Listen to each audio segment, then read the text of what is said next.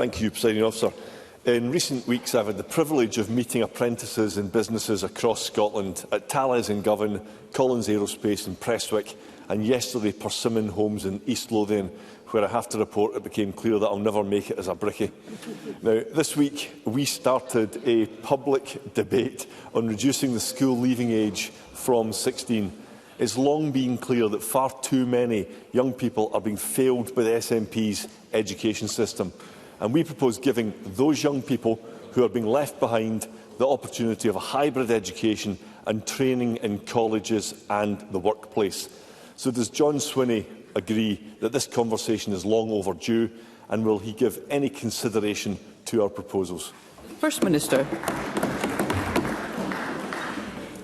I have to say this is a bold approach to First Minister's questions, given the fact that yesterday, when Mr Findlay set out his proposals, he conceded in a television interview that it was not in fact certain that these proposals would reach anywhere near a Conservative manifesto. So I'm not sure Mr Findlay's got quite as much confidence after that one interview in his policy than he puts to me today. I don't agree with these proposals. We've spent a great deal of time and effort on trying to encourage young people to maximise their engagement with education. That has resulted in more young people staying on at school, and as a consequence, more young people leaving school and going into positive destinations. And indeed, positive destinations. Let's hear the First Minister. Indeed, positive destinations are at record levels. So I don't intend to follow the policy approach being proposed by Mr Findlay, but then I don't think he does either. Russell Findlay. Scotland's business community can see this issue needs proper political attention.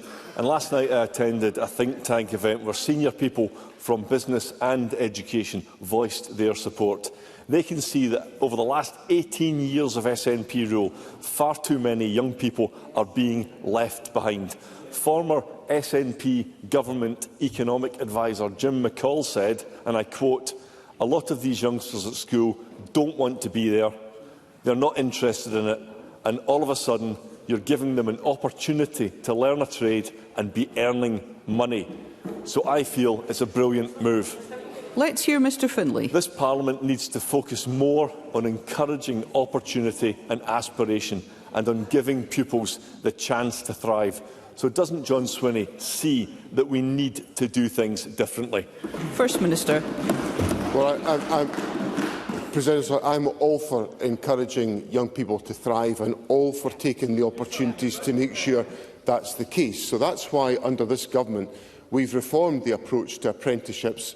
So, for example, while young people are school pupils, they can take forward foundation apprenticeships as part of a work-based learning in the senior phase, which can result in the senior phase in young people spending a day per week working with an employer.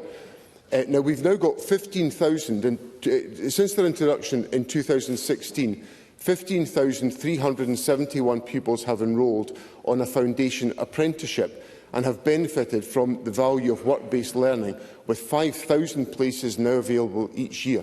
Now, that's the type of pragmatic approaches this government takes to make sure that we address the issue that Mr Findlay raises with me, that school doesn't suit everybody, so we are adapting the curriculum to make sure it does suit young people through the use of foundation apprenticeships, which I think has been one of the excellent reforms introduced by this government. Russell Findlay. As a former Education Secretary, John Swinney knows fine well that far too many young people are being left behind, no matter what selective statistic he quotes at me. 1 in 7 Scottish pupils leave school without a single qualification, and he thinks that's good enough. Last year, 500,000 days were lost to unexplained absences of S4 pupils. Thousands of bright, talented and dynamic young people simply drop out the system. Far too many are being failed by this complacent government. Is John Swinney telling us that he's really content to deprive thousands of young Scots a brighter and better future? First Minister. I want young people, as I've said in my earlier answer, to have the brightest future possible. which is why we have enabled schools to offer increased opportunities for young people to prepare for the world of work.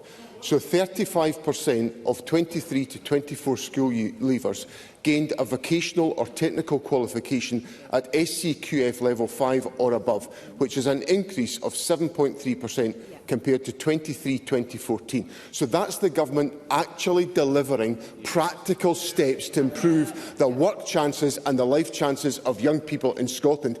This government has reformed education to strengthen the opportunities for young people, and as a consequence, young people are leaving school, going on to positive destinations at record levels in Scotland today. Russell Findlay. He wanted to quote statistics around standards, but it's the lowest rate of higher passes for a decade in Scotland. And we've got an Education Secretary providing running commentary from a seated position. She'll have to stay behind for detention and setting a very bad example to the pupils that are here today. But the problems with Scotland's schools run even deeper. Let's hear one another.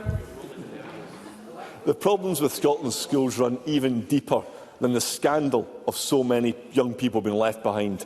Over 80% of teachers say that violent and abusive behaviour has increased.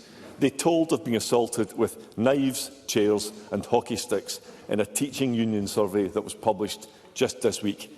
They've been bitten, spat on, headbutted, punched and kicked.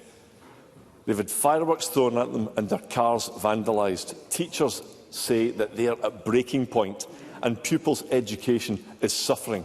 So what does the First Minister have to say to teachers about this breakdown in classroom discipline?